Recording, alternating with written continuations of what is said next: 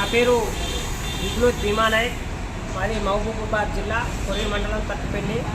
గత 27 సంవత్సరాలుగా విద్యార్థి దశ నుండి విద్యార్థుల సమస్యలపై, అదేవిధంగా రైతుల సమస్యలపై, కూలీల సమస్యలపై, మహిళల సమస్యలపై గత ప్రభుత్వాలు, పాలక ప్రభుత్వాలు అవలంబిస్తున్న ప్రజా వ్యతిరేక విధానాలపై రాజీలేని ఉద్యమాలు చేస్తూ ఈరోజు నల్గొండ జిల్లా, ఖమ్మం జిల్లా, వరంగల్ జిల్లా పట్టభద్రుల ఎమ్మెల్సీ నామినేషన్ నల్గొండ జిల్లాలోని కలెక్టర్ కార్యాలయంలో వేయడం జరిగింది.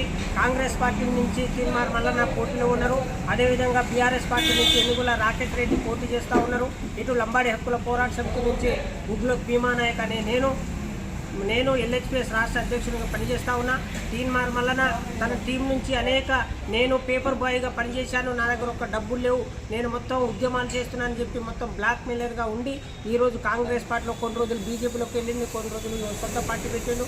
ఈరోజు మొత్తం అవినీతికి పాల్పడి కోట్ల రూపాయలు సంపాదించుకొని ఇవాళ పార్టీకి ఫండ్ ఇచ్చి ఈరోజు నేనే గెలుస్తానని చెప్తా ఉన్నాడు. తీన్మార్ మల్లన్నను చిత్తుగా ఓడించాలి. అదేవిధంగా టీఆర్ఎస్ ప్రభుత్వం నుంచి పోటీ చేస్తున్న రాకేష్ రెడ్డి గత నిరుద్యోగులకు నిరుద్యోగ భృతి ఇస్తామని గత ప్రభుత్వం చెప్పింది. ఇప్పటివరకు నిరుద్యోగ భృతి ఇవ్వలేదు. ఇప్పటి ప్రభుత్వం కూడా నిరుద్యోగ భృతి ఇవ్వకుండా మొత్తం మోసం చేస్తుంది. ఈ ప్రభుత్వం నిరుద్యోగ భృతి అయిన ఇవ్వాలి, వాళ్ళకు ఉద్యోగమైన కల్పించాలి. కాబట్టి ఈ రాష్ట్రంలో ఉన్న ఈ నియోజకవర్గంలో 3 జిల్లాల నియోజకవర్గంలో ఉన్న పట్టభద్రులారా, మీ జీవితాన్ని మొత్తం మీరు నాశనం చేసుకోకండి. తీన్మార్ మల్లన్నను, ఇటు రాకేష్ రెడ్డిని ఓడించి లంబాడి బిడ్డ అయిన నేను గత 27 సంవత్సరాలుగా ప్రజా ఉద్యమాల్లో ఉంటున్నా.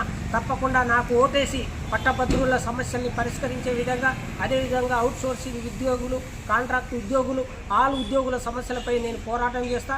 తప్పకుండా శాసన మండలికి నన్ను పంపించాలని ఈ సందర్భంగా నామినేషన్ వేసిన సందర్భంగా మీడియా ద్వారా నేను విజ్ఞప్తి చేస్తా ఉన్నాను.